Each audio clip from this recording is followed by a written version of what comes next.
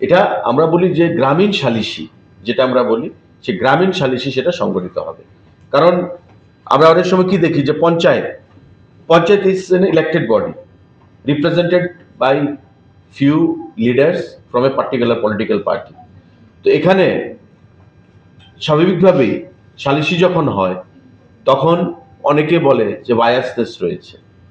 তাই ভারত সরকার এটা করেছে যে যারা থাকবে তারা পলিটিক্যাল রিপ্রেজেন্টেটিভও থাকতে পারে, কিন্তু প্রেফারেবলি সোশ্যাল এমিনেন্স, যারা জুডিশিয়াস, যারা নিউট্রালিটি বজায় রাখবে এবং বিভিন্ন অ্যাঙ্গেল থেকে যারা গ্রামের প্রতিষ্ঠিত মানুষ, যাদের বিরুদ্ধে কেউ আঙুল তুলে কথা বলতে পারবে না যে তাকে কেন রাখা হয়েছে, ওই সমস্ত ব্যক্তিদেরকেই সেখানে রাখা হবে এই সালিসিতে, এবং তারা বিচার করবে যাতে করে এই জিনিসগুলো আদালত বা পুলিশি ব্যবস্থাপনার মধ্যে বেশি না গড়ায়।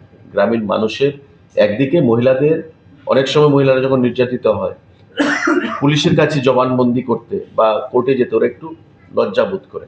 তো সেই জিনিসটাকে মাথায় রেখে এই সিদ্ধান্ত গ্রহণ করেছে ভারত সরকার, এবং গতকালকে ক্যাবিনেট সেটাকে গ্রহণ করেছে। আপনাদের যদি কোনো প্রশ্ন থাকে